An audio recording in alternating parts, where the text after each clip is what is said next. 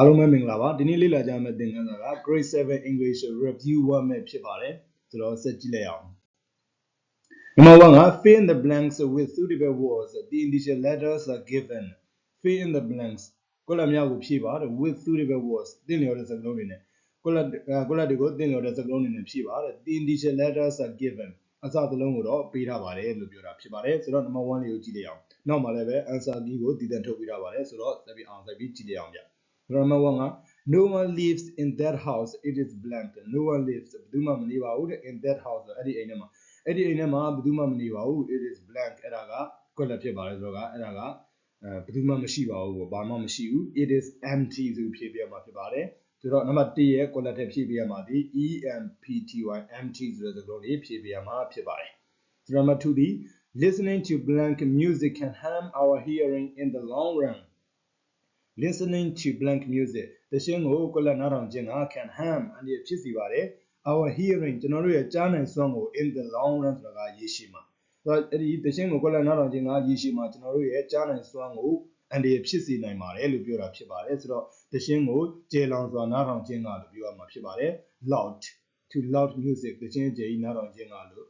အဓိပ္ပာယ်ရတယ်ပေါ့နော်ဆိုတော့နံပါတ်2ရဲ့ကွက်လက်ဖြည့်ရမှာဒီ loud l o u d loud ဆိုတဲ့စကားလုံးလေးဖြည့်ပေးရမှာဖြစ်ပါတယ်ဆိုတော့နံပါတ်3ကိုကြည့်လိုက်အောင် Lala talks a lot she is very blank ပေါ့နော် Lala talks a lot Lala ကစကားအများကြီးပြောပါတယ်တဲ့ she is very blank သူကအရန်ကိုကွက်လက်တာပဲ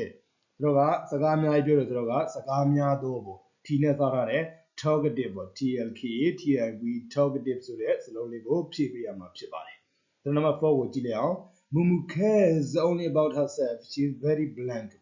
Mumu cares Mumu ကဂရုစိုက်ပါတယ် only about herself သူမကိုသူမမျှတာ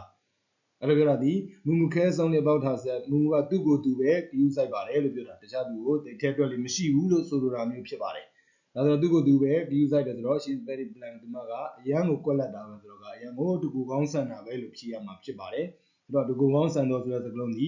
selfish S-E-L-F-I-S-H selfish ဆိုတဲ့စကားလုံးလေးကိုဖြည့်ပေးရမှာဖြစ်ပါတယ်ဆိုတော့ number 5ကိုကြည့်လိုက်အောင် some people find it difficult to get rid of that blank such as smoking some people find လူတချို့ကတွေးပါတယ်ပေါ့ it difficult အဲ့ဒါကခက်ခဲတယ်ဆိုတာကို to get rid of ကဖယ်ရှားပြီးစွန့်ခွာပြီးစွန့်ပစ်ပြီးပေါ့ get rid of a bad blank such as smoking ကဆေးတောက်ခြင်းကဲ့သို့သောဆေးလိပ်တောက်ခြင်းကဲ့သို့သောကွက်လက်ဆိုးကူဆိုတော့အလေးအကျင့်ဆိုးကူပေါ့နော် H နဲ့စတဲ့ဆိုတာက habit habit habit ဆိုတော့ကသူ့ရဲ့အဓိပ္ပာယ်တော့ဗာလဲဆိုရင်ဆေးလိပ်တောက်ခြင်းကဲ့သို့သောအလေးအကျင့်ဆိုးကိုဖယ်ရှားဖို့ရန်ခက်ခဲတယ်ဆိုပြီးတော့တချို့သူတွေကသိပါတယ်လို့ပြောတာပြောချင်တာဒီဆေးလိပ်ဖြတ်ရတာခက်တယ်လို့ဆိုလိုတာပဲဖြစ်ပါတယ်ဆိုတော့ number 6ကိုကြည့်လိုက်အောင်ဆိုတော့ number 6က he is a blank chap he can make a variety of new dishes he is a blank chap သူကကွက်လက်စပူမှုတစ်ယောက်ဖြစ်ပါတယ် he can make သူကပြုလုပ်နိုင်ပါတယ် a variety of new dishes a variety အမျိုးမျိုးပေါ့နော် of new dishes ဆိုတော့ကဒီဟင်းပွဲအသစ်အမျိုးမျိုးကိုသူကပြုလုပ်နိုင်ပါတယ်ဒါကြောင့်သူကကွက်လက်စပူမှုတစ်ယောက်ဖြစ်ပါတယ်လို့ပြောတာဖြစ်ပါတယ်သူကစပူမှုဖြစ်နေဆိုရင်တီထွင်ဖန်တီးနိုင်စွမ်းရှိတော့ဗောလေတီထွင်ဖန်တီးနိုင်စွမ်းရှိတော့စပူမှုတစ်ယောက်ဖြစ်ပါတယ်လို့ပြောမှာဖြစ်ပါတယ်ဆိုတော့တီထွင်ဖန်တီးနိုင်စွမ်းရှိတော့ဒီ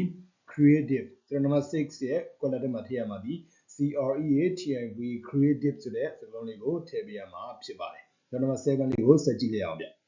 Tutu has a lot of friends in the class she is very blank Tutu မှာရှိပါတယ်ဗော a lot of friends တကယ်ချင်းများစွာ in the class Tutu ကအတန်းထဲမှာတကယ်ချင်းများစွာရှိပါတယ် she is very blank သူကအရန်ကိုကွက်လက်ပါတယ်Tutuကတကယ်ချင်းများစွာရှိတယ်ဆိုတော့သူကအရန်ကိုဖော်ရွေပါတယ်လို့ပြောရမှာဖြစ်ပါတယ်ဒါမှမဟုတ်သူကအရန်ကိုခင်မင်တတ်ပါတယ်လို့ပြောလဲအဓိပ္ပာယ်အတူတူပါပဲ she is very friendly လို့ပြောရမှာဖြစ်ပါတယ် friendly number 7ရဲ့အဖြေဒီ friendly ဖြစ်ပါတယ်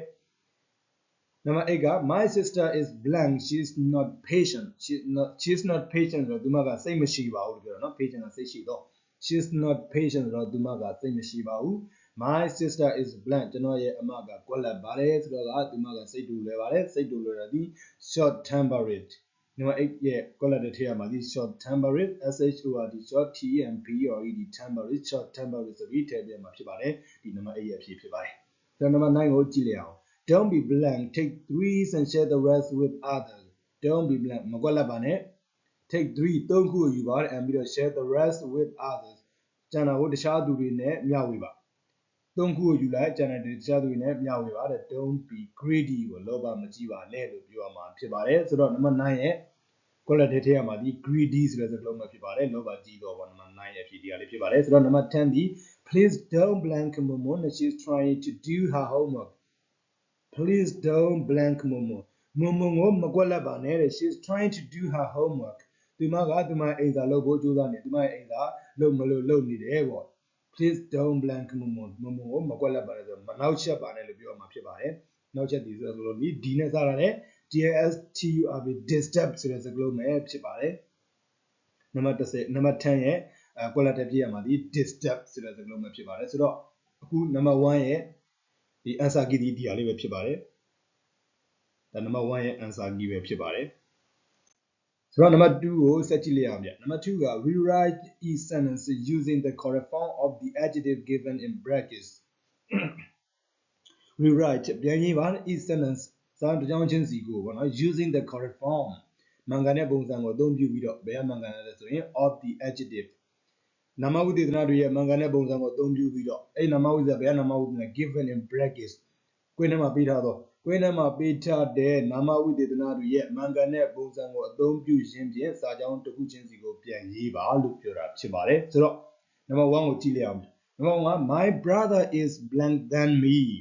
my brother ကျွန်တော်ရဲ့ကိုက is tall than me ပေါ့လေကျွန်တော်ထက်ကို tall လို့ပြောတယ်ကျွန်တော်ထက်ကို than ဆိုတဲ့စကားလုံးနဲ့ပါတော့ကဒါ Greek နာမဝိသေသနာဘာဝင်သုံးလဲဆိုတော့ကသူက2ယောက်နိုင်ရှင်တာသူ့အကိုနဲ့သူနဲ့2ယောက်ကျွန်တော်ကိုနဲ့ကျွန်တော်နဲ့2ယောက်နိုင်ရှင်တာဆိုတော့ကတခါစဉ်းစားမှာကကျွန်တော်တို့က comparative form ကိုသုံးပါလား superlative form ကိုသုံးပါလားဆိုတော့စဉ်းစားမယ်2ယောက်လူ2ယောက်ပစ္စည်း2ခုပေါ့နော်နေရာ2နေရာကိုနိုင်ရှင်တယ်ဆိုရင်နိုင်ရှင်နာမဝိသေသနာကိုအသုံးပြုရမယ်ဒါလွန်အစစ်နာမဝိသေသနာကိုအသုံးပြုရမယ်ဆိုပြီးသင်္ခါစာထဲမှာပါခဲ့ပြီးသားဖြစ်ပါတယ်ဒါဆိုတော့အားလုံးဒါကနားလည်ကြမယ်လို့ထင်တယ်ဆိုတော့ number 1ဒီ my brother is blank than me လို့ပြောရတော့ကဒါကဒါလွန်အစစ်နာမဝိသေသနာကိုပြောမှာဖြစ်ပါတယ်ဆိုတော့ဒါလွန်အစစ်နာမဝိသေသနာကိုပြောတော့ TLL တော့ဒီ TLL က taller လို့ဖြစ်သွားမယ်ဆိုတော့ဒီစာကြောင်းဒီဘယ်လိုဖြစ်သွားမလဲဆိုရင် my brother is taller than me ကျွန်တော်ကကျွန်တော်ထက်ကိုအရက်မြင့်ပါတယ်လို့ဆိုလိုတာဖြစ်ပါတယ်ဆိုတော့ number 2ကိုဆက်ကြည့်လိုက်အောင်The children are blank in the countryside than in a city. The children ကလေးတွေက are blank ကွက်လက်ကြပါတယ်ဗောနော် are blank ဆိုတာ blank မှာ happy ပါပဲပျော်ရွှင်ကြပါလို့ပြောတာ in the countryside နေမြို့မှာဗောလေ than in a city မြို့မှာတက်ဒီစင်ကြေဘုံတို့ဒါမှမဟုတ်လည်းပဲဒါနေမြို့လို့ပြောလို့ရပါတယ်အဲ့ဒီမှာကလေးတွေကပိုပျော်ကြပါတယ်လို့ပြောရမှာဖြစ်ပါတယ်ပိုပျော်ရွှင်တော့ဆိုတော့ဒီ happy ရပါတော့သူကဒီ countryside နဲ့ city ကိုနိုင်ရှင်တာဖြစ်တဲ့အတွက်ကြောင့်မို့လို့သူဒီတာလွန်အစစ်နာမဝိသေသနာကိုသုံးမှာဖြစ်ပါတယ်ဒါကြောင့်မို့ဒါဒီဘယ်လိုဖြစ်သွားမလဲဆိုရင် the children are happier in a countryside than in a city ဆိုပြီးတော့မှဖြစ်သွားမှာဖြစ်ပါတယ်ဆိုတော့ number 3ကိုစကြည့်လိုက်အောင်Tanda is one of the fashionable ဆိုပြီးတော့မှဝင်မှာပေးထားတဲ့ models in Myanmar မြန်မာနိုင်ငံမှာတော့တန်တာက is ဖြစ်ပါတော့ one of the blank fashionable model fashionable ဆိုတော့ကဒါ fashion ကြတော့ဗောလေ in Myanmar ဆိုတော့မြန်မာနိုင်ငံမှာဒါမြန်မာတနိုင်ငံလုံးနဲ့တန်တာနဲ့နိုင်ရှင်မှာဖြစ်တဲ့အတွက်ကြောင့်မို့လို့ဒါအုပ်စုတစ်ခုလုံးနဲ့တယောက်နဲ့နိုင်ရှင်တာတဒန်းလုံးနဲ့တယောက်နဲ့နိုင်ရှင်တာအများနဲ့တယောက်နဲ့နိုင်ရှင်တာကိုပြောရှင်တဲ့အခါမှာ superlative form ကိုသုံးရပါတယ်ဆိုပြီးတော့မှရှေ့မှာပါခဲ့ပြီးသားဖြစ်ပါတယ်ဒါကြောင့်မို့လို့ဒါသူသင်ခန်းစာမှာပါခဲ့တာပြောတာဖြစ်တယ်ဆိုတော့ဒီဟာဒီ superlative form ကိုပြောင်းပေးရမှာဖြစ်ပါတယ် fashionable ကို superlative form ပြောင်းတော့က the most fashionable ဒါတရတန်နတန်တဲ့ပူတော့ကသူက most ပေါင်းပေးရမှာဖြစ်တယ်ဆိုတော့ the most fashionable models in Myanmar ဆိုဖြစ်သွားမယ်ဆိုတော့ဒီကကြောင့်ဘယ်လိုဖြစ်သွားမလဲဆိုရင် Tanda is one of the most fashionable models in Myanmar ပဲဆိုတော့အတိတ်ပြတော့တန်တာကမြန်မာနိုင်ငံမှာသူကfashion အကျဆုံး model တွေထဲကပေါ့နော် fashion အကျဆုံး model တွေထဲကတစ်ယောက်ဖြစ်ပါတယ်လို့အတိတ်ပဲရပါတယ်ဆိုတော့ number 4ကိုဆက်သွားလိုက်အောင် playing football is blank exciting လို့ bracket မှာပေးထားတယ် then doing yoga playing football ဘောလုံးကစားခြင်းက is exciting ပေါ့လေစိတ်လှုပ်ရှားစရာကောင်းတယ်ပေါ့ then doing yoga ကျင့်တာထက်ကိုပို့ပြီးတော့မှစိတ်လှုပ်ရှားစရာကောင်းပါတယ်လို့ပြောရမှာဟုတ်ဒါဘာကြောင့်ဆိုတော့က playing football ဘောလုံးကစားခြင်းနဲ့ doing yoga ဆိုတဲ့နှစ်ခုကိုအရာနှစ်ခုကိုပြည့်လို့တဲ့အရာနှစ်ခုကိုနိုင်ရှင်လာဆိုတော့သူကတာလွန်အစစ်နာမဝိသေသနာကိုသုံးပြရမှာဖြစ်ပါတယ် playing football is more exciting than doing yoga ဆိုပြီးတော့မှဒီစာကြောင်းကိုရေးပြရမှာဖြစ်ပါတယ် ဆိုတော့အတိတ်ပဲတော့ဘောလုံးကစားရတာကယောဂကျင့်ရတာတက်ပို့ပြီးတော့မှစိတ်လှုပ်ရှားစရာကောင်းပါတယ်လို့အတိတ်ပဲရပါတယ် number 5ကိုသွားလိုက်အောင် Tusa is the beautiful girls in our class beautiful ဆိုပြီးတော့မှပြီးထားတယ်အဲ့တော့ in our class ဆိုအတန်းထဲမှာ Tusa ကအတန်းထဲမှာလို့ပြောတာတန်းလုံးနဲ့တယောက်နဲ့နှမ်းချင်းနဲ့နာမဝိသေသနာသုံးအောင်မှာဆိုတော့ကသူဒီ superlative form ကိုသုံးအောင်မှာဖြစ်ပါတယ်အသာလွန်ဆုံးစစ်နာမဝိသေသနာကိုသုံးအောင်မှာဆိုတော့က beautiful ကိုsuperlative form ပြောင်းတော့က most beautiful ဆိုတော့ဒီစာကြောင့်ဘယ်လိုဖြစ်သွားမလဲဆိုရင် Tusa is the most beautiful girls in our class Tusa ကကျွန်တော်တို့အတန်းထဲမှာအလားအဆုံးမိန်းကလေးဖြစ်ပါတယ်လို့အဓိပ္ပာယ်ရပါတယ်ဆိုတော့ဒါကခုနနံပါတ်2ရဲ့ answer key ပဲဖြစ်ပါတယ်နံပါတ်1ဒီ taller 2 heavier 3 most fashionable 4က more exciting 5ဒီ most beautiful အဲ့လိုအဆင်ပြေရမယ်လို့ထင်တယ်ဆိုတော့နံပါတ်3ကိုဆက်ကြည့်လိုက်အောင်ဗျRewrite each sentence using the present simple or present continuous form of the verb given in brackets. Rewrite ပြန်ရေးပါ each sentence စာကြောင်းတစ်ကြောင်းချင်းစီကို using အသုံးပြုရှင်းဖြင့်အသုံးပြုပြီးတော့ the present simple or present continuous form of the verb. Present simple ဆိုတာကရိုးရိုးပြစ္ဆုတ်ပံကာလ form ကိုပြောတာ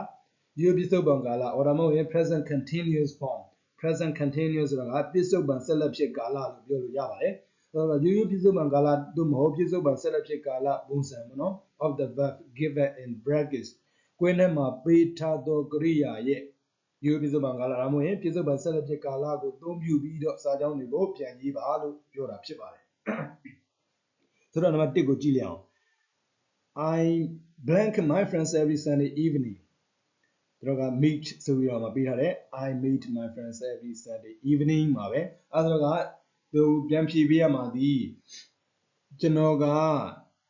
တနင်္ဂနွေနေ့ညနေခင်းတိုင်း every Sunday evening ကတနင်္ဂနွေနေ့ညနေခင်းတိုင်းမှာကျွန်တော်တငယ်ချင်းတွေနဲ့တွေ့ဆုံပါတယ်လို့ပြောရမှာဖြစ်ပါတယ်ဆိုတော့က meet ဆိုတဲ့စကားလုံးပေးထားတယ်အဲဒါက every ဆိုတဲ့စကားလုံးပါတယ်ကျွန်တော်တို့အဲ့မှာရှေ့မှာလည်းပဲသူကဒီသင်ခန်းစာတွေကိုပြောခဲ့တဲ့အခါမှာဒီစကားလုံးလေးတွေဘယ်စကားလုံးလေးပါရင်ဘယ်ဟာလေးဆိုပြီးမှ present simple နဲ့ present continuous မှာမှတ်ခဲ့ရတာလေးတွေရှိရတယ်ဆိုတော့သူအကြမ်းပြင်းမှတ်မယ်ဆို every ဆိုတဲ့စကားလုံးပါတယ်ဆိုရင် present simple ကိုသုံးရမယ်ဆိုပြီးရိုးရိုးပြစ္ဆုတ်ပံကာလကိုသုံးရမယ်ဆိုပြီးတော့မှပြောခဲ့ပြီးဖြစ်ပါတယ်ဆိုတော့ကဒါရိုးရိုးပြစ္ဆုတ်ပံကာလကိုသုံးတာနဲ့ဒါအဲ့ဒီပြစ္ဆုတ်ပံဆက်လက်ဖြစ်ကာလကိုသုံးတာလေးနည်းနည်းထပ်ပြောလိုက်တာဒါလေးပို့ပြီးတော့မှပေါ်သွားမှထင်ပါတယ်ရိုးရိုးပြစ္ဆုတ်ပံကာလဆိုတာကဒါပုံမှန်လုပ်နေကြလုပ်တော့ပုံမှန်ဖြစ်နေကြဖြစ်ပျက်တွေဒါမှမဟုတ်ရင်ရေပုံညအမှန်တရားပေါ့ဘယ်တော့မှမပြောင်းလဲတော့မဲ့အမှန်တရားတွေကိုပြောချင်တဲ့အခါဆိုရင် present simple ကိုသုံးပါတယ်ဆိုပြီးရှေ့မှာပါခဲ့ပါတယ်နောက်တစ်ခုရောက်တော့က present continuous ကြောက်တော့ကလက်တလုံးမှာဖြစ်နေတာနောက်တစ်ခုကဒါလက်တလုံးမှာဖြစ်နေတာအခုဖြစ်နေတာဒါအခုလုံးစေလုံနေတဲ့အကြောင်းအရာတွေကိုပြောချင်တဲ့အခါမှာ present continuous tense ကိုသုံးပြရပါတယ်ဆိုပြီးတော့မှရှေ့မှာပါခဲ့ပြီးဖြစ်ပါတယ်ဆိုတော့က present simple ဆိုတာကဒါရိုးရိုးပြစ္ဆုတ်ပံကာလဆိုတာ verb 1 present continuous ဆိုတာကပြစ္ဆုတ်ပံဆက်လက်ဖြစ်ကာလသူက be plus verb ing ကို verb to be plus verb ing နဲ့သုံးပြရမှာဖြစ်ပါတယ်ဆိုတော့အဲ့လောက်ဆိုရင်ပြန်ပေါ်မယ်လို့ထင်ပါတယ်ဆိုတော့သင်ခန်းစာလေးဆက်ကြည့်လိုက်အောင်ဗျဆိုတော့ every ဆိုတဲ့စကားလုံးပါလာတော့ကသူဒီ present simple ကိုသုံးရမှာဖြစ်ပါတယ် I လို့လည်းပြောထားတော့က present simple ဒီ meet ပဲဆိုတော့ဒီစလုံးဒီပြောင်းเสียမလိုပါဘူး I meet my friend every Sunday evening မှာပဲအဖြေရတယ် meet အတိုင်းပဲပြန်ရေးပေးလိုက်ရုံပဲဖြစ်ပါတယ်ဆိုတော့နံပါတ်2ကိုဆက်ကြည့်လိုက်အောင်ဗျ Don't speak loudly စကားကိုအကျယ်မပြောနဲ့ Mom sleep now မှာ now ဆိုတဲ့စကားလုံးပါလိုက် now ဆိုတဲ့စကားလုံးပါလိုက်အကြံပြပေးတာက present continuous လို့ပြောလို့ရပါတယ်အမေကအခုအိတ်နေတာလို့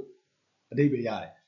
စကားကိုအကျယ်မပြောနဲ့အခုအမေအိတ်ပြောနေတာလို့ပြောရမှာဖြစ်ပါတယ်ဆိုတော့နံပါတ်2ကိုထည့်ပြရမှာဒီ is living လို့ဖြေပေးရမှာဖြစ်ပါတယ်ဒီစာကြောင်းဘယ်လိုဖြစ်သွားမလဲဆိုရင် Don't speak loudly Mom is living now မယ်ဒါပဲဆိုတော့ကစကားကိုအကျယ်မပြောနဲ့အခုအမေအိပ်ပျော်နေတယ်လို့အဓိပ္ပာယ်ရတယ်။နံပါတ်3ကိုသွားမယ်ဆိုတော့ play computer games every day ပေါ့။ဆိုတော့နေ့တိုင်း computer game ကိုကစားပါတယ်လို့ပြောတယ်ဒါ every day ဆိုတဲ့စကားလုံးမှာတော့ဒါ present simple ဆိုပြီးတော့မှအကြံပြအပြင်မှတ်လို့ရပါတယ်။ဆိုတော့ plays ဆိုတော့ကဒါက singular subject ဖြစ်တယ် singular subject ဆိုတာကတစ်ခုတည်းသော subject အနည်းကိန်း subject လို့ပြောလို့ရတယ်ပေါ့နော်။အဲ့ဒါက play ဆိုတဲ့စကားလုံးကို s လေးပေါင်းထည့်ပြရမှာဖြစ်ပါတယ်။ So plays computer games every day ပေါ့အဓိပ္ပာယ်တော့ဆိုကနေ့တိုင်း computer game ကစားပါတယ်လို့အဓိပ္ပာယ်ရတယ်နောက်တစ်ခုရောက်တော့ကနံပါတ်4ကိုကြည့်မယ် Don't make too much noise I'm blank I do my homework now လို့ပြောတယ် Don't make မလုပ်ပါနဲ့ too much noise ဆိုတော့က သိပြီးတော့မစူပါနဲ့တိုင်းမစူပါနဲ့လို့ပြောတာ I do my homework now အခုကျွန်တော်အိမ်စာလုပ်နေတယ်လို့ပြောတော့က now ဆိုတဲ့စကားလုံးပါတော့ကအကြမ်းများဖြင့် present continuous ဆိုပြီးတော့မှတမ်းပြီးတော့မှသိနိုင်ပါတယ် I am doing လို့ပြောမှာဖြစ်ပါတယ် don't make too much noise I am doing my homework now ဆိုပြီးဖြစ်သွားမှာပေါ့ဒါကအဓိပ္ပာယ်ကတော့သိမစူပါနဲ့အရင်မစူပါနဲ့ကျွန်တော်အခုအိမ်စာလုပ်နေပါတယ်လို့ဆိုလိုတာဖြစ်ပါတယ်ဆိုတော့ number 5ကိုဆက်သွားလိုက်အောင် Bobo cannot answer the phone he blank at the moment ကဲတွေ့လာပြန်ပြီဗျာ at the moment ဆိုတဲ့စကားလုံးတွေ့ရင်လည်းပဲ present continuous verb နဲ့သုံးရမယ်ဆိုပြီးတော့မှအချိန်မှာပါခဲ့ပါတယ်ဆိုတော့ Bobo cannot answer the phone Bobo ကဖုန်းကင်လို့မရပါဘူးဖုန်းမကင်နိုင်ပါဘူးဘာကြောင့်ဆိုရင် he is driving at the moment လို့ဖြစ်ရမယ် he is driving သူကကားမောင်းနေတယ်ပေါ့နော် at the moment အခုလက်တော့မှာအခုလောလောဆယ်ကားမောင်းနေပါတယ်ဒါကြောင့်သူကဖုန်းကင်လို့မရဘူးဖုန်းမကင်နိုင်ပါဘူးလို့ဆိုလိုတာဖြစ်ပါတယ်ဆိုတော့တော့ဆက်ကြည့်လိုက်အောင်ဗျ number 6ရောက်တော့က she always throw rubbish in the dustbin ဆိုတာကအမိုက်ပုံ rubbish ကအမိုက်အဲ့တော့က she always throw သူမကအမြဲတမ်းပစ်ပါတယ် rubbish အမိုက်တွေကို in the dustbin ဆိုတော့ကအမိုက်ပုံတွေကိုသူမကအမိုက်တွေအမိုက်ပုံတွေအမြဲတမ်းပစ်ပါတယ်ပြောတယ်ဒါဆိုတော့က she အမြဲတမ်း always ဆိုတဲ့စကားလုံးလည်းပါတယ်နောက်မှာပတ်ဝန်းမဲ့လိုက်ရမှာပေါ့ဆိုတော့ she always throw s throw ဆိုပြီးတော့မှထည့်ပြရမှာဖြစ်ပါတယ် she က singular subject ဖြစ်တဲ့အတွက်ကြောင့်မလို့ပါနော်ဆိုတော့ number 7ကိုဆက်ကြည့်မယ် he saves half of his pocket money every month he saves သူကစုပါတယ် half of his pocket money သူမရဲ့မုံဖိုးတစ်ဝက်ကိုသူမကအမြဲတမ်းစုပါတယ်ပေါ့ every month ဆိုတော့ကဘယ်တိုင်းလဲဆိုရင်လတိုင်းလို့ပြောပါတယ်ဆိုတော့ကသူကလည်းပြောတော့က he ဆိုတာဒီ singular subject လို့ပြောလို့ရတယ် subject အနည်းလို့ပြောလဲရတာပါပဲတခုကိန်း subject လို့ပြောလဲမှန်တာပဲဆိုတော့ဒါဒီ subject အနည်းဖြစ်တဲ့အတွက်ကျွန်တော်တို့ save ကို save လို့ပြောင်းပေးရမှာဖြစ်ပါတယ်ဆိုတော့ he save half of his pocket money every month ဆိုပြီးတော့မှဒီစာကြောင့်ဖြစ်သွားမှာပါเนาะဆိုတော့ number 8ကိုတွားကြည့်အောင် Sansan has a test next month so she studied a lot this week Sansanမှာရှိပါတယ်ပေါ့ a test ဒါစာမေးပွဲတစ်ခုရှိတယ်ပေါ့ next month ဆိုတာနောက်လထဲမှာစာမေးပွဲရှိပါတယ်ဆိုတော့ဒါကြောင့်မလို့ she studied a lot this week ဆိုတာဒီတစ်ပတ်မှာသူကစာအရန်ကိုကြိုးစားနေပါတယ်ပေါ့ဆိုတော့ Sansan has a test next month နောက်လမှာရှိတယ်ဆိုတော့ဒီတစ်ပတ်ထဲမှာဒီတစ်ပတ်ထဲမှာတော့ short လုပ်ပြနေတာဆိုတော့ဒါဒီဘယ်လိုပြောမလဲဆိုရင် he is studying a lot this week ပဲဒါဒီနေ့လည်းလုပ်တယ်ဒီတစ်ပတ်လုံးလည်းလုပ်နေလို့မှာပါပဲเนาะသူက she is studying a lot this week ဆိုဖြစ်သွားမယ်ဒီမှာကဒီတစ်ပတ်လုံးစာကြိုးစားနေပါတယ်ပေါ့ဆိုတော့ number 9ကိုဆက်ကြည့်လိုက်အောင်ဗျ I don't like them they always gossip about other people ဒါကဒီပုံစံကပါခဲ့ပြီးသားပါ I don't like them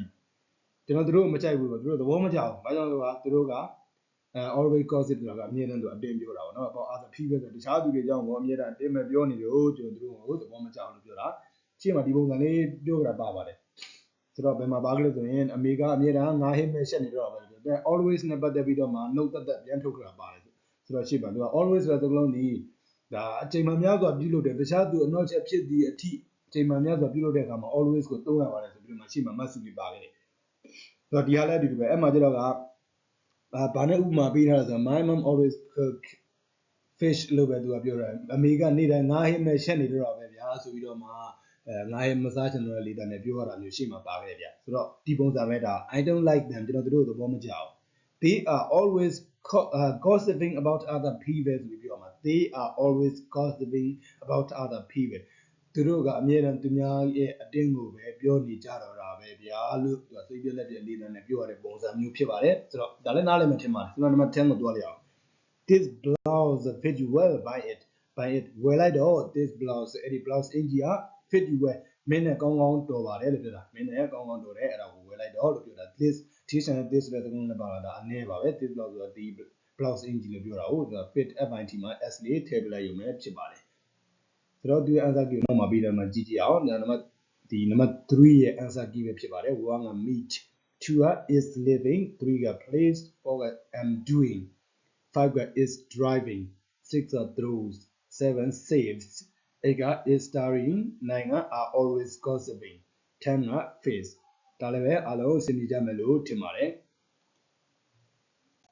ဆိုတော့ number 4ကိုဆက်ကြည့်လိုက်အောင်ဗျ choose the correct word or phrase choose ရွေးချယ်ပါတဲ့ the correct word or phrase မှန်ကန်တဲ့စကားလုံးဒါမှမဟုတ်ရင်စကားစုပေါ့နော်မှန်ကန်တဲ့စကားလုံးဒါမှမဟုတ်စကားစုကိုရွေးချယ်ပါစကားလုံးနဲ့စကားစုကတော့သိပြီးသားပဲဖြစ်မှာပါ စလုံးဆိုတာကတော့ what ဆိုတာကတလုံးနဲ့ရှိတဲ့နေဥပမာ money တို့ much တို့ဒီတာ what လို့ခေါ်တယ်ဒါ phrase ဆိုတာကတော့စကားစုကိုပြောတာ a lot of တို့ a little တို့အဲ့ဒီဟာတွေကအဖြူတို့စသဖြင့်အဲ့ဒါတွေဒီဒါကစကားစုလို့ခေါ်ပါတယ်ဆိုတော့ number 1ကိုဆက်ကြည့်လိုက်အောင်ဗျ I don't have many or much neckties ဆိုလေစီးကိုပြောတာပေါ့နော်ဆိုတော့လေစီး तू ကဘာနဲ့ဆုံးဖြတ်ရမလဲဆိုရင်သူကရေတွက်လို့ရတဲ့နာရေတွက်လို့မရတဲ့နာနဲ့ဆုံးဖြတ်ရမယ်သင်ခန်းစာပေါ့နော်ဒီကောင်ဆိုတော့ I don't have many or much neckties necktie လေစီးဆိုတာဒီရေတွက်လို့ရတဲ့နာနဲ့မှာပါတယ်ဆိုတော့ many နဲ့ much နှစ်ခုပေးထားတယ်ရေတွက်လို့ရတဲ့နာအတွက်သုံးတာဒီ many ရေတွက်လို့မရတဲ့နာအတွက်သုံးတာဒီ much ဆိုပြီးတော့မှရှိမှလည်းပါခဲ့ပြီးသားဖြစ်တယ်ဆိုတော့ဒါ I don't have many neckties ဆိုပြီးဖြစ်သွားမှာပေါ့နော်ဆိုတော့ရွေးပေးရမယ်ဖြစ်ဒီ many ဆိုလေရွေးပေးရမှာဖြစ်ပါတယ်နောက်2ကMom loves wearing scarves. She has bought a lot of them much scarves လို့ပြောရတယ်။ဒါတော့ Mom loves wearing scarves. အမေကလေစီးဘဝစီးရတာကိုအရန်ကိုကြိုက်ပါတယ်။ She has bought a lot of them much နဲ့ပြီးတဲ့ scarves ကလေစီးဘဝဒီရည်တွက်လို့ရတဲ့နာနဲ့ပါတယ်။ဒါကြောင့်မို့ a lot of ဆိုတဲ့စကားလုံးကရည်တွက်လို့ရတဲ့နာအတွက်လည်းသုံးတယ်ရည်တွက်လို့မရတဲ့နာအတွက်လည်းသုံးရတယ်။ much ဆိုတဲ့စကားလုံးကတော့ရည်တွက်လို့မရတဲ့နာအတွက်တိတတ်တာသုံးလို့ရတယ်ဆိုပြီးရှေ့မှာ much စုလေးပါခဲ့ပြီးသားဖြစ်ပါတယ်။ဒါကြောင့်ဒါဒီ a lot of ဆိုတဲ့စကားလုံးကိုရွေးပေးရမှာဖြစ်ပါတယ်။ Number 3က I drink a little honey every evening for my health. Every evening ညနေခင်းတိုင်းမှာ for my health ကျွန်တော်ရဲ့ကျန်းမာရေးအတွက် I drink ကျွန်တော်ကတောက်ပါတယ် a little honey တော့ကပြားရည်အများကြီးနဲ့အနည်းငယ်နဲ့ပေါ့နော် money ဆိုတာကတော့ဒါရည်တွက်လို့ရတဲ့နာနဲ့သုံးတယ် a little ကတော့ရည်တွက်လို့မရတဲ့နာနဲ့သုံးတယ် honey ဆိုတဲ့ပြားရည်ကရည်တွက်လို့မရတဲ့နာဖြစ်တဲ့အတွက်ကြောင့်မလို့ a little ဆိုပြီးရွေးပေးရမှာဖြစ်ပါတယ်အဓိပ္ပာယ်ကတော့ကျွန်တော်ကညနေခင်းတိုင်းကျန်းမာရေးအတွက်ဒီပြားရည်အနည်းငယ်တောက်ပါတယ်လို့အဓိပ္ပာယ်ရပါတယ် Number 4က how many or how much scarves do you have so scarves ဆိုတာကဒါကရည်တွက်လို့ရတဲ့နာဖြစ်ပါတယ်ဆိုတော့ကဆိုရေမင်းမှာစကပ်ဘလောက်များများရှိတယ်လဲလို့မေးချင်တာဖြစ်ပါတယ်သူအရေအတွက်ကိုမေးမှာဖြစ်ပါတယ်ဆိုတော့ money ဆိုတဲ့စကားလုံးကိုရွေးပြရမှာဖြစ်ပါတယ် Number 5က no has got blank match နဲ့အဖြူနဲ့ပေးထားတယ် white blouse လို့ပြောရတယ်အဖြူအောင် blouse အင်ဂျီhas got no မှာရှိပါတယ်ပေါ့အဖြူ or match white blouse ကဘာလဲဆိုရင်သူကရေတွက်လို့ရတဲ့နာဖြစ်တယ်အဖြူအောင် blouse အင်ဂျီတော့ကဒါရေတွက်လို့ရတဲ့နာ match ကရေတွက်လို့မရတဲ့နာအတွက်ပဲသုံးလို့ရတော့ကအဖြူကိုရွေးပေးရမှာဖြစ်ပါတယ်အဓိပ္ပာယ်တော့no မှာအဖြူအောင် blouse အင်ဂျီအနည်းငယ်ရှိပါတယ်လို့အဓိပ္ပာယ်ရပါတယ်ဒါသူက answer key ဖြစ်ပါတယ်1က many 2က a lot of 3က little 4က many 5ကအဖြူဆိုပြီးရွေးပေးရမှာဖြစ်ပါတယ်ဒါလည်းပဲအားလုံးအဆင်ပြေမယ်လို့မျှော်လင့်ပါတယ်ဆိုတော့ number 5ကိုဆက်ကြည့်လိုက်အောင်ဗျ Complete the dialogues with the words or phrases in the boxes လို့ပြောရတယ် Complete the dialogue များကိုပြည့်စုံအောင်ဖြည့်စွက်ပါ with the words ပေးထားတဲ့စကားလုံးတွေ or phrases စကားစုတွေနဲ့ in the boxes box ထဲမှာတွေ့ box ထဲမှာလို့ပြောတာသူကအဲ့ dialogue 1နဲ့2နဲ့ဒါ dialogue 2နောက်မှာဒါ dialogue 1နောက်မှာ dialogue 2ရှိသေးတယ် dialogue ကနှစ်ခုကြီးဖြစ်နေတဲ့အတွက်ကြောင့်မလို့ဒါက boxes လို့ပြောထားတာဒီ box တွေထဲမှာပေးထားတဲ့ဒါလေးတောင်ဝက်တွေထဲမှာပေးထားတဲ့စကားလုံးဒါမှမဟုတ်စကားစုတွေနဲ့အတူဒီ dialogue တွေကိုပြည့်စုံအောင်ဖြည့်စွက်ပါလို့ပြောထားတာဖြစ်ပါတယ်ဆိုတော့ပထမဆုံး box ထဲမှာပေးထားတဲ့စကားလုံးလေးကြည့်လိုက်အောင်ဗျ try faced different take get ပေါ့နော် try ကဒါကြိုးစားကြည့်ပြီပေါ့ဒါဒီမှာကျွန်တော်ဝတ်ကြည့်ပြီးတော့တော့ faced ကပုံသေးကိုပြောတာနောက်က different ကအမျိုးမျိုးလို့တော့မနေရမှာကွဲပြားသလိုမသုံးမယ်အမျိုးမျိုးလို့သုံးမယ် take ကယူဆောင်ဒီလို့ပြောလို့ရတယ် get ကရရှိပြီပေါ့ဒါကတော့ serious လို့သုံးကြမှာဖြစ်ပါတယ်ဆိုတော့ဒီ dialogue 1ကိုကြည့်လိုက်အောင်ဗျ dialogue 1ကဘယ်သူနဲ့ဘယ်သူပြောထားတဲ့ပြောစကားတွေလဲဆိုရင် sales girl ကဒါအယောင်အမျိုးသမီးပေါ့နော်အယောင်ဝန်ထမ်းအမျိုးသမီးတန်တာကတော့တန်တာဆိုတော့ကအယောင်ဝန်ထမ်းအမျိုးသမီးနဲ့တန်တာနဲ့ပြောထားတဲ့စကားလုံးတွေကိုစာကြောင်းတွေကိုပြောရမှာဖြစ်ပါကြည့်ရမှာဖြစ်ပါတယ်ဆိုတော့ကြည့်လိုက်ကြလို့ဒါအယောင်သမားကပြောတာ can I help you ဆိုဗာများကူညီပေးရမလဲလို့ပြောတာဖြစ်ပါတယ်သူကတော့မြန်မာလိုပဲတက်ရဘာသာပြန်လို့ရမှာမယ်အဲ့ဒါအထက်ကိုစကားလို့နားလည်အောင်ပြောချင်လို့ဈေးတွေပါတယ်ပြောလဲဘာလို့လဲဘာရှာလဲဆိုပြီးပြောနေတဲ့ can I help you ပဲဒါအတူတူပဲဒါကစကားလို့အထိနားလည်အောင်နားလည်ရှင်တော့ပြောတာဖြစ်ပါတယ်ဆိုတော့ can I help you ဆိုဗာများကူညီပေးရမလဲလို့ပြောတော့ကတန်တာပြန်ပြောတယ် do you have t-shirt t-shirt လိုချင်ပါတယ် do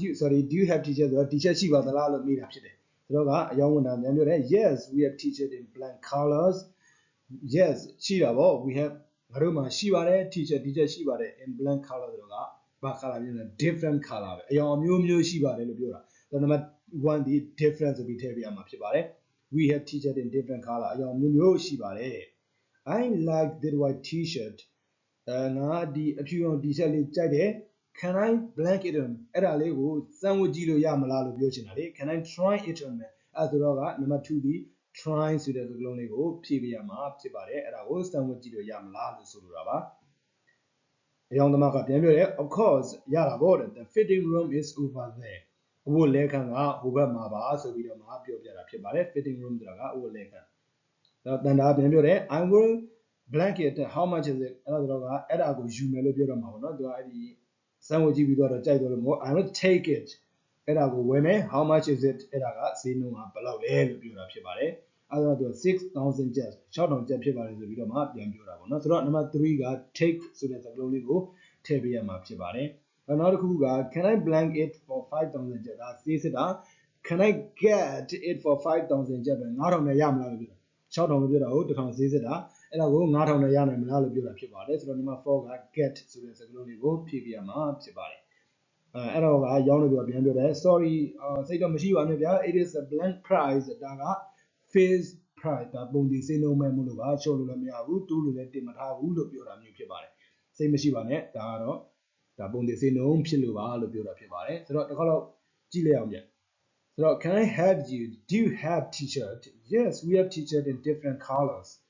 I like that white t-shirts can I try it on of course the fitting room is over there I'll take it how much is it 6000 cents Can I get it for 5000 cents sorry it's a fixed price ဒါလေးပါပဲဒါလေးထက်ကလေ့ကျင့်မိရင်ဒါကအကျိုးရှိပါတယ်ဆိုတော့ဆက်ကြည့်လိုက်အောင်ဗျနောက်တစ်ခုက dialogue 2 dialogue 2တဲ့ကဒီစလုံးလေးတွေကြည့်လိုက်အောင် dialogue 2တဲ့က box ထဲမှာပေးတဲ့စလုံးလေးတွေက favorite successful beautiful how many can I ask you ဆိုပြီးမှပေးရတယ်ဆိုတော့က favorite ကအကြိုက်ဆုံးပေါ့နော်ကျွန်တော်ကြိုက်နေတဲ့တော့ successful ကအောင်မြင်တော့ဒါ beautiful ကလာပါတော့ how many ကဘယ်လောက်များများ can I ask you ကကျတော့ကမေးလို့ရမလားပေါ့စသဖြင့်အဲ့ဒါလေးကိုကြည့်ရအောင်ဆိုတော့ dialogue 2ကဘယ်သူနဲ့ဘယ်သူပြောထားတဲ့စာရလဲဆိုရင် interviewer နဲ့ rap artist interviewer interview တဲ့သူပေါ့မေးခွန်းမေးတဲ့သူနဲ့ rap artist rap အဆိုတော်ပေါ့နော် rap အမှုပညာရှင် rap အဆိုတော်နဲ့နှစ်ယောက်ပြောထားတာလေးတွေကိုကြည့်ရမှာဖြစ်ပါတယ် hello I'm from Zoom TV blank a few questions လို့ပြောရတယ် hello မင်္ဂလာပါခင်ဗျာ I'm from Zoom TV ကျွန်တော်ကတော့ Zoom TV ကဖြစ်ပါတယ်ဆိုတော့နံပါတ်1ဒီ a few question လို့ပြောတဲ့အတွက်ဘယ်အဖြစ်ပြမလဲ can I ask you ပေါ့မျိုးကိုမေးခွန်းလေးအနည်းငယ်တော့မေးလို့ရမလားလို့ပြောချင်တာဟုတ်ဆိုတော့ဒီစာကြောင့်မလို့ဖြစ်သွားမလဲဆိုရင် hello I'm from Zoom TV can I ask you a few questions ပေါ့မေးခွန်းအနည်းငယ်တော့မေးပြရသေးမေးခွန်းအနည်းငယ်တော့မေးလို့ရမလားမေးခွန်းနည်းနည်းတော့မေးလို့ရမလားလို့ပြောတာဖြစ်ပါတယ်ဆိုတော့က rap artist ကပြန်ပြောတယ် rap ဆိုတော့ sure ရတာပေါ့လို့ပြန်ပြောတော့ကနောက်2ကိုကြည့်မယ် album have you produced ဆိုတော့ကဒါဒီ how many ဆိုတဲ့စကားလုံးထည့်ပြရမှာဖြစ်ပါတယ်2က how many albums have you produced ဘာလဲ album ဘယ်လောက်များထုတ်ပြီးသွားပြီလဲဘယ်နှခွေများထုတ်ပြီးသွားပြီလဲလို့ interview တဲ့သူကမေးတာဆိုတော့က rap artist က7 altogether လို့ altogether ဆိုတာက all နဲ့ together ကိုနှလုံးကိုပေါင်းထားတာ all together ပါပဲအဲ့ဒါကိုပေါင်းလိုက်တော့ all together လို့ဖြစ်သွားတယ်အားလုံးကိုခြုံပြောရရင်လို့ပြောတာဖြစ်ပါတယ်စုစုပေါင်းပေါ့နော်7 altogether ဒီစုစုပေါင်းအားလုံးပေါင်းလိုက်ရင်တော့9ခွေလို့ဆိုလိုတာမျိုးပဲဖြစ်ပါတယ်ဆိုတော့ဆက်ကြည့်လိုက်အောင်ဗျသူအများကြီးရှိပါတယ်ဒါမျိုးသူကနှလုံးပေါင်းထားတယ် T other လို့လေဆိုတော့ဆက်တော့မယ် interviewer ပြောတယ် which one is the most blank which one better ခုကပေါ့ is the most blank the most successful လို့ဖြစ်ရမှာပေါ့နံပါတ်3ဒီ successful လို့ထည့်ရမှာပြောချင်တာဒီဘယ် album ကဘယ်တစ်ခုက